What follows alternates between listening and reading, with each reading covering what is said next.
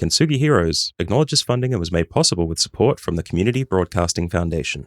Find out more at cbf.org.au.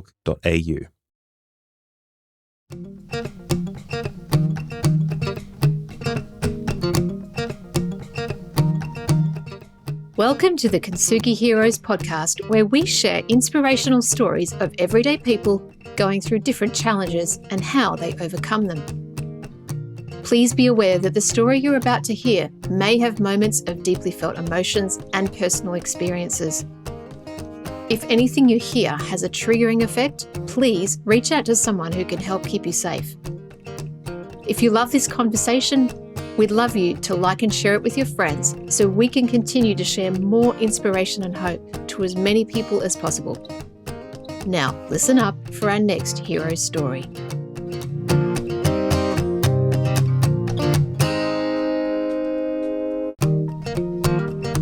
In this episode, we hear from Tracie Eaton, a renowned artist who found her calling through both art and personal hardship.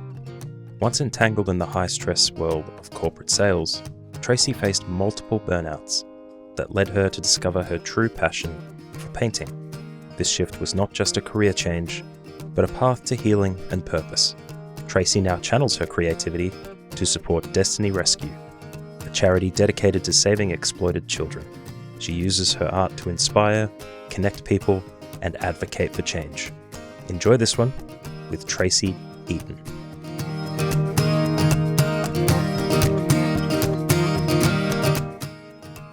Welcome to another episode of Kintsugi Heroes. Today's guest is Tracie Eaton, and she is called a celebrity to the stars. Good morning, Tracie. Good morning. How are you? Thanks for having me.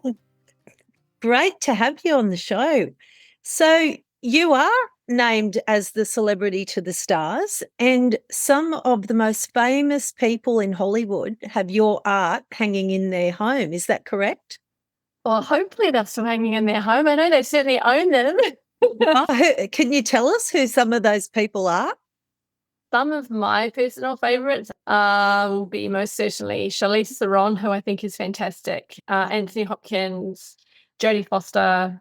Oh my God, there's so many. Leonardo DiCaprio, Bradley Cooper, Brad Pitt, Morgan Freeman. That's about it. There's a few. There's a lot. That's all right. They're the main ones. Yeah, they're my top. They're my top. Immediately come to mind people. Yes. Oh wow! Have you ever received a personal note or message from them about your art?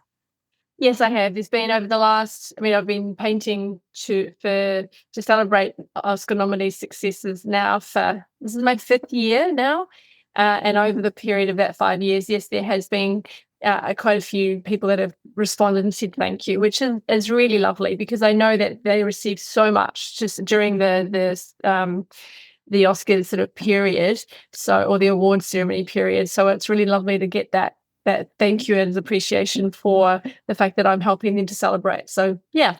Oh wow, that's great, and it's good to know that they actually did get the art. Yes, it is really good to know. Instead of providing it to all nominees, the company that I work with, we do provide gifting to the best actor and actress, the supporting actor and actress, and the best director. So quite targeted. And each of the artworks are delivered to either their personal homes just before the Oscars, or delivered to the hotel suite that they're staying at during their season. So we know it's personally delivered, it's signed off, we know that they received them. Yeah. Well, so how do you decide what to paint for who? Oh, it's an interesting one because obviously I have a 12-month period where, so I'm already in planning and starting to paint for next year, which is I'm doing it again next year. But the nominees normally aren't given to us or announced until December or January of either this year or early next year. So I'm my paintings have to be well and truly complete by the end of the year. So we can then get them printed because the celebrities receive a hand-embellished print, not the original. Then we sell the originals here. So once I've done them all and we've got the nominee list, then I I guess I research as much as I can online. I mean, obviously, if there's media involved, we don't really know the person. Of course we don't. But I try and get a feel for if there's any charities they support, or if there's ever been any issues that they talk about what they like, what they don't, and or I'll look at the role that they've been in, and I really work to match what I've created then with each person. Do I get it right? I don't know, but I do my best. Yeah, well, being a creative person, I'm sure you're very sensitive to these things, so you get a real feel for what would suit who. I think so. So like Jodie Foster, for example, I know is very much my take on Jodie Foster, I should say. She's grounded, she's authentic, she's female-led, she's focused on, on being the best that we can be. And so for this year, I had a series that I painted an amethyst, or interpretation of amethyst. And because it was purple, I felt that was a really good fit for Jodie Foster, because purple is about transformation and change. And and what I felt of her is I thought that fits the most. So hopefully she liked. Oh, that's great. Well, I know that you paint for a purpose. Yes. And that's a very big part of the story today, which I will go into shortly. But for our viewers, how did you get into painting for celebrities? I've been painting for about around 17 years now. And I picked up a brush for the first time in my 30s. So it's never too late, guys. If you ever have a calling where you feel like you've just been squashing something and it's coming back at you, just give it a go.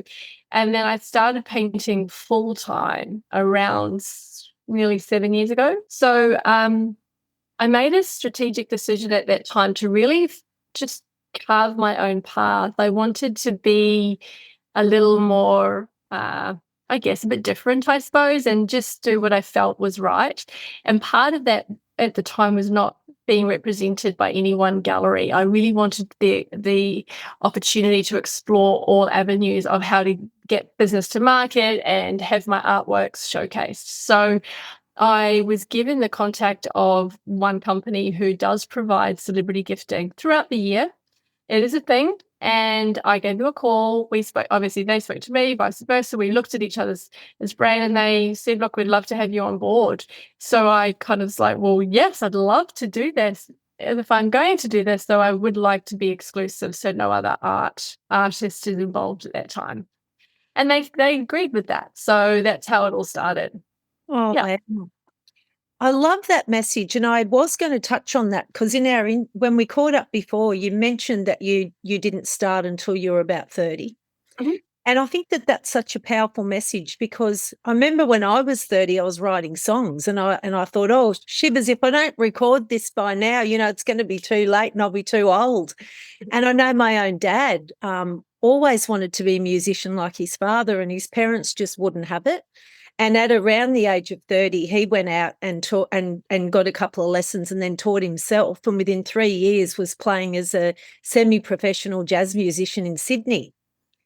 And so I just love hearing these stories, because so many people do think if I don't get onto that early, it is too late. But your message of it's never too late is something that really brings a lot of hope to so many people. And seeing what you've achieved in that time is just absolutely incredible.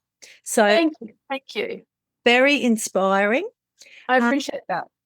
I think that it's right for people at different times. For some people, their path starts earlier than others. I think from my perspective, I had to be ready. I've always been very creative, but I really had to be ready in every cell of my being to be ready to paint, because I think anybody who's creative, you mentioned it before, we are sensitive. We need to experience every aspect of life, obviously joyful, better than not so, but the passion and the inspiration comes from everyday life. So from my perspective, the older I got, the more willing I was and able to deal with that, and also be vulnerable, because we can't be super sensitive and allow ourselves to be open to create if we're not vulnerable. So when you're painting, people can look at your work and go, oh my God, I love that. Or, oh, what was she thinking?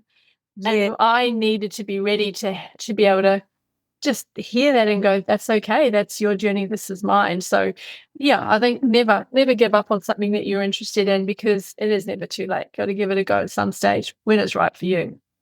Yeah, absolutely. And I know that art therapy played a big part in all of this. Yeah, very much. So I know I've always viewed the world in a little bit of a different way than a lot of people. And I was always inspired by colour, because I knew that it made me feel different things. So, I grew up on a farm. So I remember the beautiful green of the grass, because it was in New Zealand. So it was so lush. But when it had the little droplets of water in the morning on it, it felt like diamonds, and it made me feel joyful and new. Like it was so like there was a new hope and a new opportunity for life. And different feelings with different colors. Orange flowers, when I was walking down the path into the paddock, I used to always giggle when I saw them, because they were fun and energetic. So I kind of wanted to understand how other people felt about color and how we could use it. So when I decided to train as an occupational therapist, one of the first things that I remember being taught was the use of color. And there was an exercise done, please forgive me, I don't remember the person who did it, and I think it was in the US. It was years and years ago.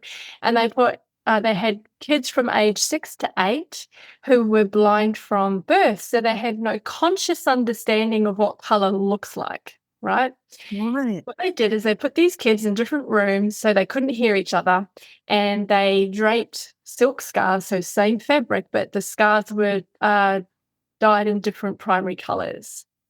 Now, progressively, each scarf was draped on each child, of course, and what blew my head at the very beginning of my training was that every single child described blue in the same way, red in the same way. The point is they could feel the vibration of the color, and it made them feel, each color made them feel something different. Wow. Why is that important in terms of art therapy? Well, one, scientifically, color is purely light, and light has a vibration, and that's what we resonate with, right? Secondly, art as a healing modality or a therapy helps people to subconsciously, they may be drawn to a color. It doesn't matter what they paint. It's not about the product. It's about the process and the color, because what it does is it helps unlock emotion and helps them to communicate what they're feeling. It is one of the most powerful things I've ever seen. And I knew that when I was working with my clients with art therapy. So when I started painting myself, it's because I'd had my first major burnout and I needed to heal. And honestly, clearer than anything in my life, when I was shopping, because I just resigned from my job, so I needed to feel better. I went shopping, and as I was walking out, I walked past an art store, and in my mind it was like, you need to paint.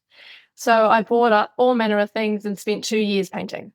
Wow. So I could see the benefits of art therapy through using that with children that I'd worked with, and forensic psych as well, for that matter, and also on myself. So I paint with purpose. You said it before. I paint with purpose because I know that color has a profound impact on the way that we feel.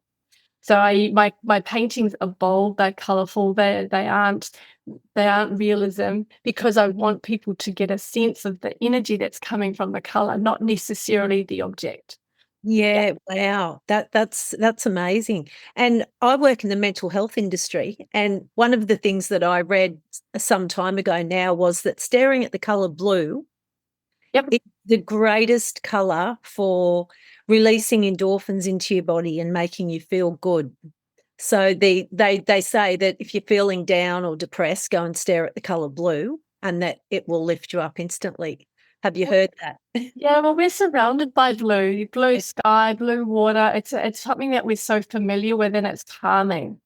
And a light of blue, yes, it can be uplifting, because blue is all about truth and communication. And if you put light blue, you've got some white in there, which is about openness. So it's a comforting color because we understand it. We know what it feels like, and it makes us feel we could breathe. It makes us feel joyful. And because yellow is the color of joy, but blue is so trusted and so around us that we all get it. So it's kind of like I'm good, I've got this. It feels something that we're used to. So it's a great color. That makes sense. And as you can see, I like a bit of color. Yeah. And as we just talked about, I've got black on. You've got to wear what makes you feel comfortable, don't you? You do. Tracie, what would be a colour that would be good for people to immerse themselves in, maybe wear or look at if they're feeling anxiety or stress? Because that's something that a lot of people are battling with at the moment. Look, this is an interesting question, Han, because every colour has a polarity, so a positive and a not so positive. I don't like the word negative. But, one's something that we respond favourably to and something that doesn't resonate with us and all, then we resist. So I would stay away from any strong energy colours, no yellows, no oranges, no reds, because they're very high energy. And if you are having a level of anxiety already, it's just going to make you feel more like that, particularly yellow, because it activates your mind. So you're like, Right.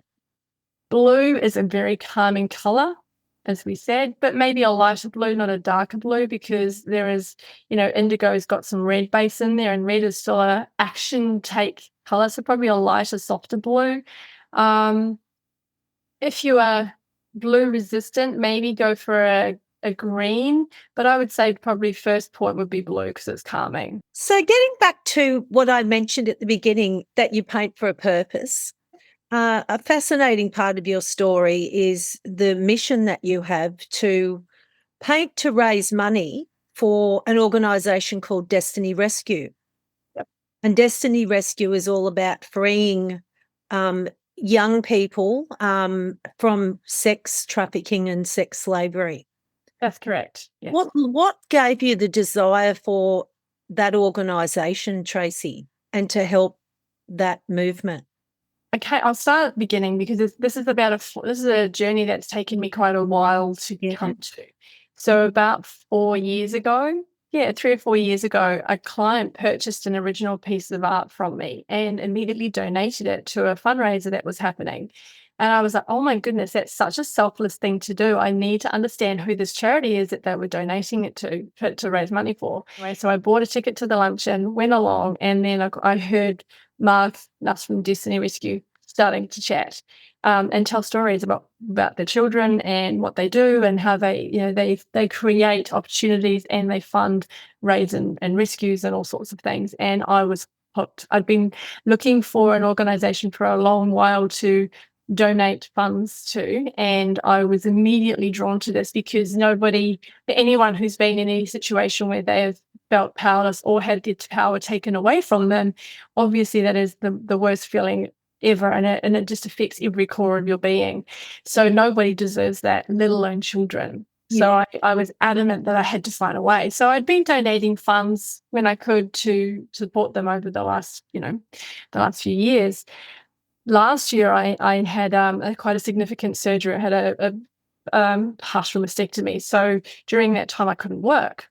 So I felt quite powerless myself again. And I was like, okay, this needs to change. But also I needed to do more. I mean, I think artists, whether it be musicians, writers, painters, sculptors, artists in general, I feel that we're in such a unique position to be able to create change, because not only do we reflect culture, we can also inspire change required in culture to move forward and eradicate behaviours or just change the world. I do believe that. Yeah. So much, because we're so open.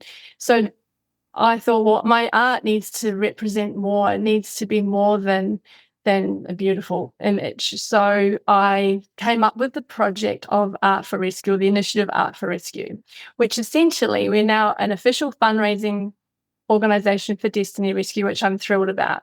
So good. Congratulations. Yeah. But what essentially the underpinning Art for Rescue initiative, which has 4 key events, which I can talk about in a sec, but underpinning all of it is the sharing of stories, because as human beings, we love to connect. We need to connect with people. And I feel we've got such a disconnect in the world now. And one way to connect is to hear people's stories, because it brings you back to maybe something that resonates with you, or it just shares emotion. Yeah. So what I'm doing is I have stories of children who have been rescued coming my way. Some of them include drawings of the kids that they did when they were in art therapy, which is amazing. We have interviewing people, so stories of people who are dedicating their lives to helping others, and stories from people who have triumphed through adversity. the reason that's important is for the first time I'm creating a movement where ultimately my goal will be to have other artists come on board, and we, through our art, helping people connect with each other, with community, raise money, and then it's obviously inspire change. Oh, I love that so much. Thank you. Something that I always talk about with my Stories of Hope movement is a catchphrase that I created is together is better, don't do life alone. Absolutely. It takes a community to create such change. And I guess in my mind, I'm forming a community. I'm creating a movement that people say, hey, it's okay, guys. There is behaviors that are not appropriate in our society. Yeah. And particularly when it comes to sex exploitation and sex trafficking, we're creating a demand by people getting on a plane and heading over to countries that are, desperate for funding, so third world countries essentially, by choosing to go and have sex with children. So if our culture is part of that problem, then it's up to us to stop it. So that's where my passion is coming from. It's like, well, we need to band together. And in my mind, it wasn't enough for me to say, here's $100, here's $1,000, whatever. And it only takes $2,000 to actually fund an individual rescue, $10,000 to fund a raid, where a raid rescues multiple people at once. I'm like, that's not hard. Once again, a community, we all come together. That is not hard numbers to achieve. So let's do it. So that's my mission. That's fantastic. And it's something that's not only happening overseas also. Oh, definitely not. It's happening everywhere. Yeah. Sex trafficking is fast becoming one of the biggest, if not the largest now, crimes globally. It's abhorrent to me that in the day and society that we live in now, we are continually having to have these conversations, and the behavior is getting worse. But people don't want to know that this is happening. They kind of know it's happening, but we don't vocalize it. So my belief is by not vocalizing, by not talking about it, we're essentially saying, you know what, it's okay, don't worry about it. We kind of know it's there, but you just do your thing. Yeah. It's time's up for that. That's not enough for me. So I'll do what I can do to help Destiny Rescue to achieve their goal, which is to eradicate all that behaviour. And I love so much that you're collaborating with these voices of the people at the Oscars, these big names overseas that people will listen to. That's my plan. That's my hope. I was like, I knew that I had the Oscars next year again, and I thought, well, I'm painting for the Art for Rescue project anyway. Why not incorporate that? So by, gifting to the Hollywood celebrities who, in the hope that this whole concept resonates with them, or one or two of them at least, and they potentially might help us to achieve what we want to do. That's a great message. I was going to ask you, as we're coming to a close, what your big message is for everyone out there. You might have another one, but I just want to ask one other question before that. And it's because I'm a creative. I've had creative block.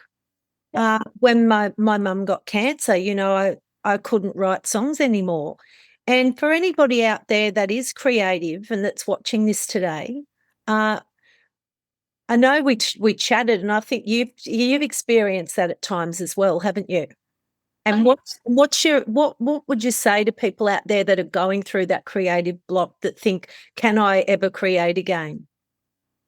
From my perspective, I've only recently realised again, because I have been going through a little bit of a challenge with creatively feeling like I wasn't capable, which is crazy. Of course we're capable. That more under the imposter syndrome? Yeah, but more than that, I think that a creative block, and once again, this is my perception and speaking from my own experience, when I'm blocked or creatively blocked, I am fearful of what it may bring up. So I block my ability to create. Right. Yeah. I don't believe that all I need to do is put some paint onto canvas, put some words on paper if you're a writer. It doesn't even have to make sense. The product doesn't have to be perfect, because it's not about that. A block is purely, as I say, because I'm stopping myself from feeling what it is that I actually need to feel. Yeah, I love that. So by just the process of doing, allows me to then move on. So if I stop myself from the doing, how can I move on? So it's a matter of feeling that fear and going, okay, I don't feel comfortable with this. Why am I not comfortable? Stop overthinking and just freaking do it. Yeah, do it afraid. Do it. Yeah. And even if from me, if I'm working on a project and I feel blocked, even if I go onto another canvas or a piece of paper and I'm just throwing color, it doesn't matter. As I say, it doesn't matter what I create. It's the process of the doing that will allow me to create the product that I need for that person or the outcome that I'm wanting. So, yeah, I would say if you're feeling creatively blocked, if you're a writer, just type. Make nonsensical words. It doesn't matter, because something will then leash and unform, and you might end up in tears. You might be agitated. You might be unhappy, or it doesn't matter what it is, because that's what needs to come out. So allow it. I love that. Thank you. That's very inspiring. Like, I'm going to get out there and go and get back on my piano after this. So just pound some tunes out. Yeah, that's it. Yeah. Tracie, Kintsugi Heroes is all about hope. Yep. And your story is one of true inspiration. And you are truly inspirational. And I'm sure everybody watching that will agree. Before we close up today, there's so much uncertainty going on in the world today. And I see so many people who are struggling with uncertainty and as a result with stress and anxiety about the future. What is a message that you would really love to get out there? Twofold, I think. Years ago, someone said to me when I just first started sales and I felt overwhelmed because there's so much to learn and there's so much challenge. And I agree with you, there's a lot of people struggling right now with all sorts of things. Someone said to me, how do you eat an elephant? One bite at a time. If things are feeling really, really overwhelming, just focus on the one thing that you can do right now. The one thing, because that one thing will lead to another, and then another, and then another. And I think combined with that is, I'm an optimistic person, but let's not forget that there is so much joy and so much connection and so much beauty out there. We just need to allow ourselves to stop and see it. So if that one thing means that you've gotten out of bed and you're making the bed for the day, awesome. And you turn around and you see your beautiful cushion that you've got on there, which is covered in flowers, and oh, that's so pretty. Awesome. That leads to the next one. So I think the message is keep it simple, guys, and stay connected with yourself and with each other, because that's when we can truly start to embrace all the fabulousness that life has to offer. And that doesn't mean we have to be super financial. We don't have to live in the best house. It just means we need to live true to who we are, in whatever way that is for you. And don't ever forget that. Oh, thanks. Beautiful words to end on. And thank you so much for being with us today, Tracie. I appreciate the opportunity. Thank you very much.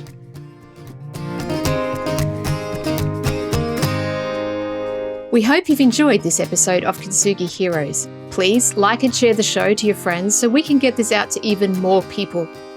If you have a story you'd like to share with us, please reach out using the contact details below. And join us next week for our next hero's story. Until then, keep being you, and remember that we are all heroes in our own unique way. Only when it's broken. Only when it's broken. When it hits you in the middle of the night and the truth burns so bright. Only when it's broken. Only when it's broken. Take pride in those cries. It's only for tonight, and then you rise. Only when you're broken. Only when you're broken. Only when you're broken.